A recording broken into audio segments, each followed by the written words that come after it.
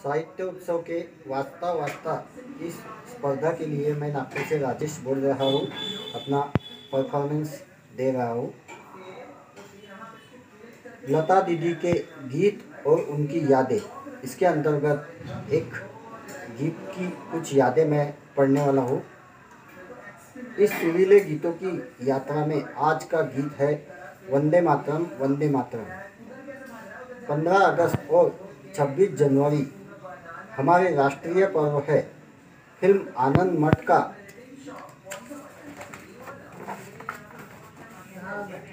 लता जी का गाया गीत वंदे मातरम सुने बिना यह पर्व मनाया जाए ऐसा नहीं लगता। आनंद मठ वास्तव में वर्ष 1952 की फिल्म है, यानी वो आज़ादी के 5 वर्ष बाद प्रदर्शित हुई, परंतु लता जी ने इस गीत को अक्षरशः अतीत में जाकर गाया है। इसलिए आज भी इसे सुनने पर लगता है कि यह आज़ादी से पहले का गीत होगा। इसमें कोई संदेह नहीं है कि वंदे मातरम एक कविता के रूप में अद्वितीय है, परंतु हेमंत कुमार का संगीत और लता जी के स्वरों ने इस गीत में जो प्राण और जोश भरा है वह अतुलनीय है। यह गीत एक स्फूर्तिदायक मंत्र की तरह बन गया है। इस बेहद खूबसूरत गीत की पृष्ठभूमि कुछ आश्चर्यजनक है। आनंद मठ के फिल्म निर्माता शशिधर मुखर्जी आरंभ से ही लता जी की आवाज़ को लेकर खुश नहीं थे। उनकी आवाज़ बहुत पतली थी, इसलिए भले ही वंदे मातरम पहले टेक में ओके था, परंतु उन्होंने केवल कटुता के कारण लता जी से पूरे 35 रीटेक लेने के लिए कहा। हेमंत कुमार ने इसी प्रसंग के बारे में कहा था, बिना वजह रीटेक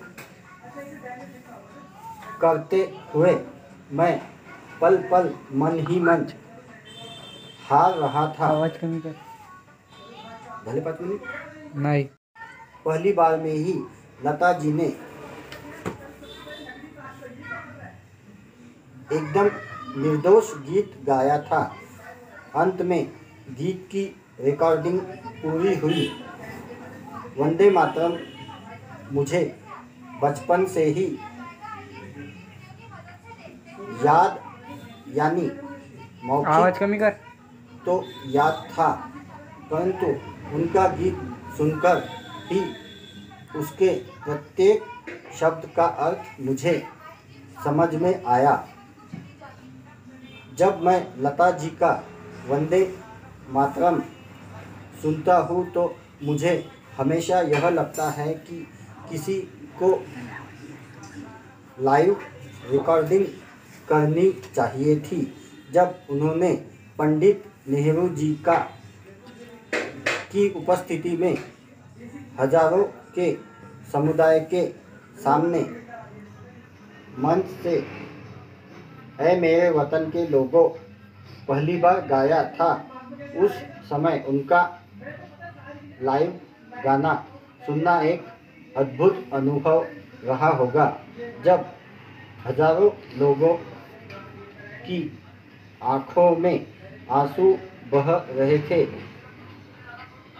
कुछ दिनों बाद वह आवेग उठने के बाद उन्होंने स्टूडियो में रिकॉर्ड किया हुआ ऐ मेरे वतन के लोगों हम हमेशा ही सुनते हैं, यह गीत भी असरदार है। परंतु ओरिजिनल का मज़ा ही कुछ और है। उनमें वंदे मातरम के कारण यह अफसोस कुछ मात्रा में कम होता है।